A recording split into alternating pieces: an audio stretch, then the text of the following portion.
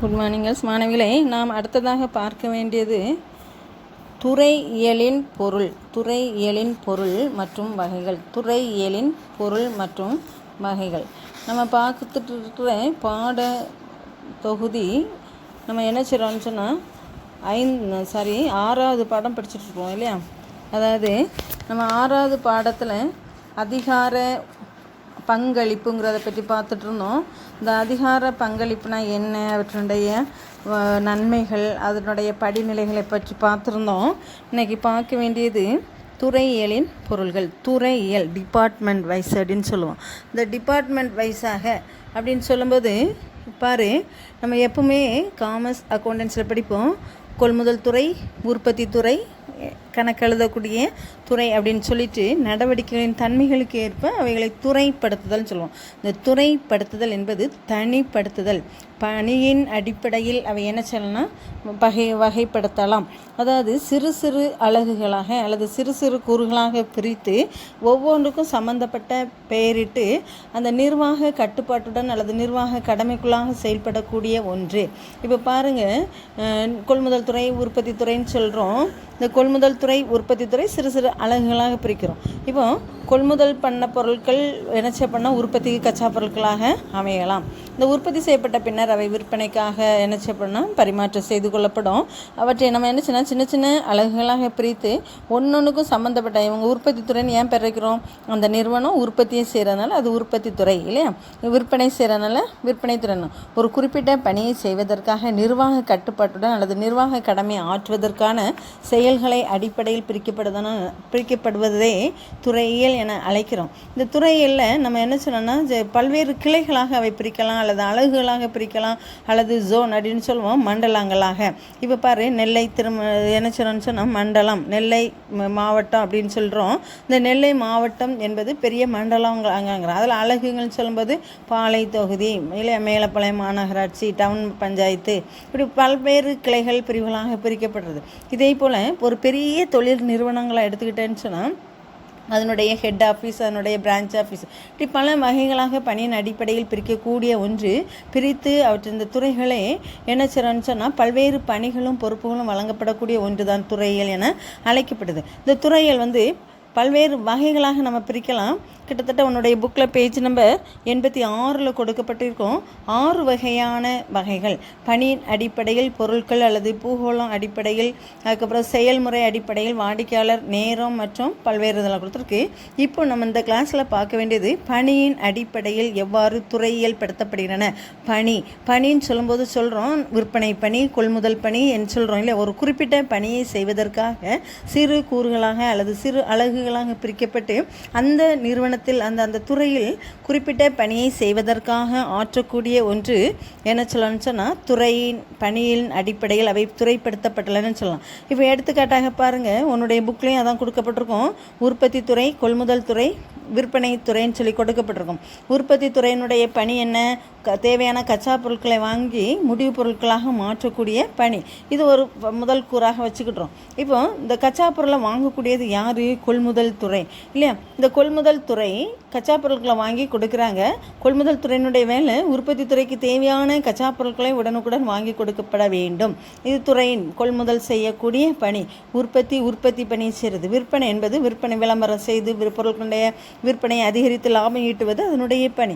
எனவே ஒரு துறை என்பது பணி, உற்பத்தி பணி, கொள்முதல் பணி, விற்பனை பணி என்ற பணியின் அடிப்படையில் அவை பாகுபடுத்தப்பட்டு அல்லது பிரிக்கப்பட்டு என்ன அப்படின்னு சொன்னால் வகுக்கப்பட்டு அந்த குறிப்பிட்ட பணி நிறைவேற்றம் செய்து முடிப்பதற்காக அமைக்கப்பட்ட ஒன்று தான் பணியின் அடிப்படையில் துறையியல் படுத்தப்பட்டுள்ளன என அழைக்கலாம். இப்போ எடுத்துக்காட்டாக நம்ம என்ன சொல்லணும்னு சொன்னால் உற்பத்தி துறையை இன்னும் சப்டிவிஷனாக பிரிக்கணும்.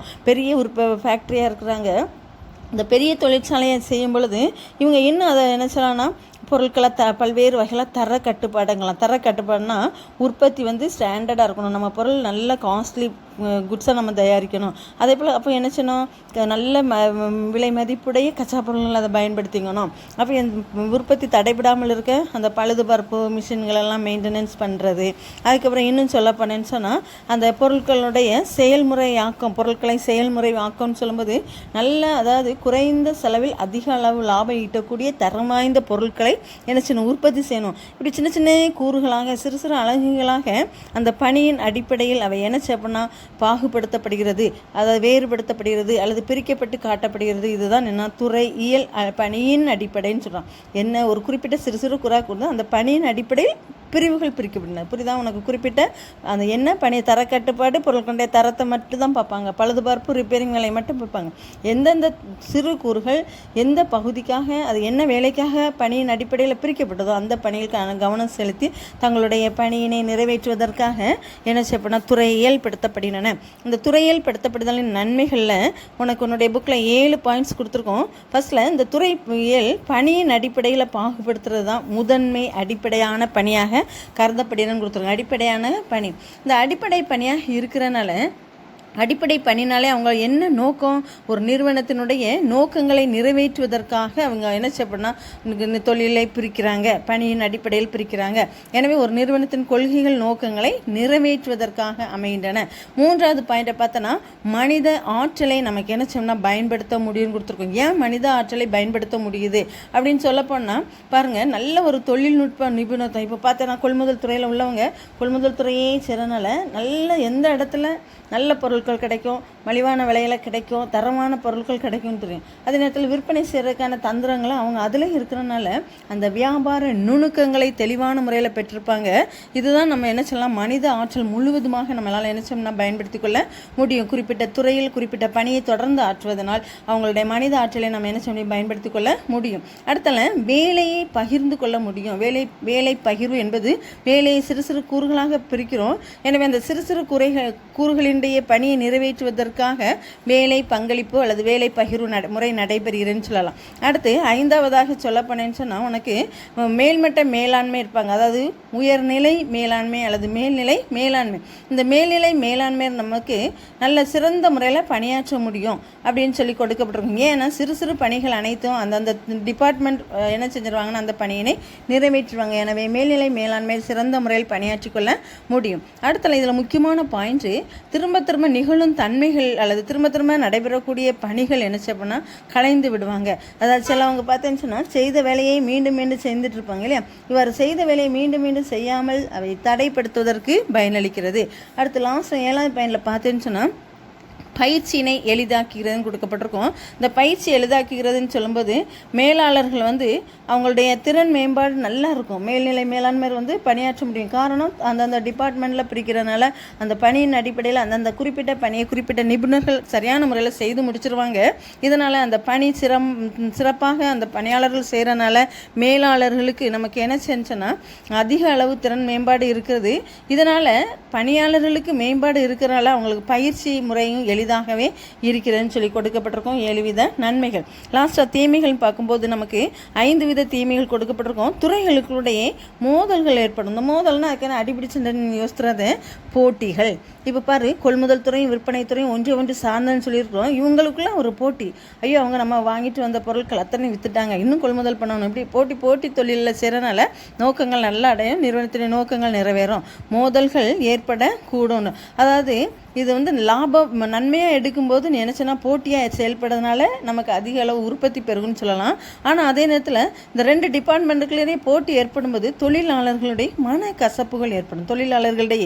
மன கசப்புகள் ஏற்படும். அடுத்து 2வது சொல்ல போனோம்னா மேலாண்மை வளர்ச்சி மிகவும் குறைவாக இருக்கும். காரணம் இந்த உயர்நிலை மேலாண்மையார் கீழ்நிலையில் உள்ளவங்களுக்கு பயிற்சி அளிக்கப்படல. நீ பிறகு நன்மையிலே பார்த்தோம்னா பயிற்சி அவசியம் இல்லைன்னு பார்ப்போம். ஆனால் பயிற்சி கட்டாயம் எந்த ஒரு துறையில் பணியாற்றினாலும் அந்த பணியாளர்களுக்கு பயிற்சி அவசியம். ஆனால் அந்த பயிற்சியானது எங்கே கிடைக்காம போயிடுது, பணியியல் அடிப்படையில் பணியாளர்களுக்கு என்ன செய்யணும் கிடைக்காம போயிடும்.